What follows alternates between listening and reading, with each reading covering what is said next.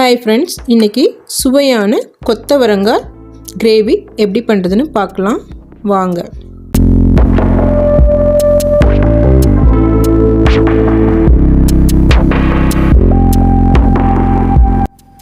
ஸ்டவ்வில் ஒரு கடாய் வச்சுக்கலாம். கடாய் நல்லா சூடானதும் தேவையான அளவுக்கு நல்லெண்ணெய் ஊற்றிக்கோங்க. நல்லெண்ணெய் ஊற்றினா தான் டேஸ்ட் நல்லா வரும். எண்ணெய் நல்லா சூடாயிருச்சு. இப்போ கடுகு போட்டுக்கலாம். கருவேப்பிலை ஒரு கைப்பிடி அளவு. நான் 2 வரமிளகாய் போட்டிருக்கேன். ஒரு பெரிய வெங்காயம் பொடியை கட் பண்ணி வச்சது ஆட் பண்ணிக்கலாம். வெங்காயம் நல்லா வதங்கட்டும்.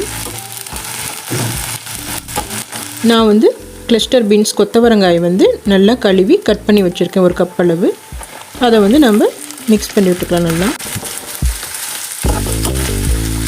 அது கொஞ்சம் வெந்துட்டுருக்கட்டும். அதுக்குள்ளே நம்ம ஒரு பேனில் 2 டீஸ்பூன் கொத்தமல்லி,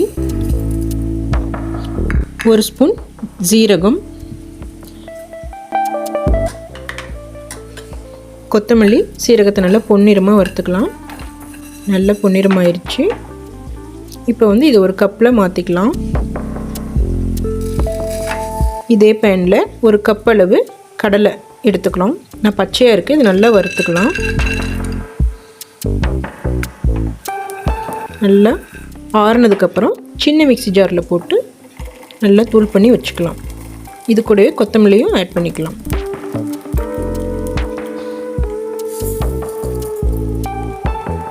தேவையான அளவு தண்ணி ஊற்றி இந்த மாதிரி பேஸ்ட் பண்ணி வச்சுக்கோங்க.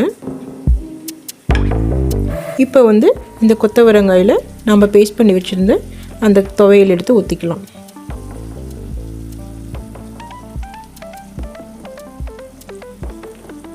ஒரு 1/2 கிளாஸ் தண்ணி விட்டு அலசி ஊற்றிடுங்க. நல்லா மிக்ஸ் பண்ணி விடுங்க. இப்போ இது கூடவே நம்ம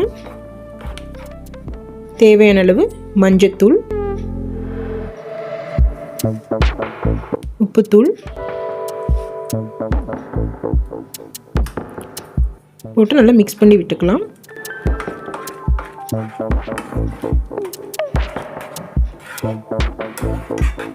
நல்லா ஒரு கொதி வரட்டும். மூடி வைங்க.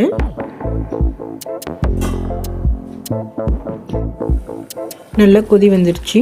இப்போ நம்ம கொத்தமல்லி தழையை ஆட் பண்ணிவிட்டு ஸ்டவ் ஆஃப் பண்ணிக்கலாம். கொத்தவரங்காய் கிரேவி ரெடி. கொத்தவரங்காய் நல்லா வெந்துருச்சு. டேஸ்ட்டாகவும் இருக்கும், க்ரீமியாக இருக்குது பார்க்குறதுக்கு.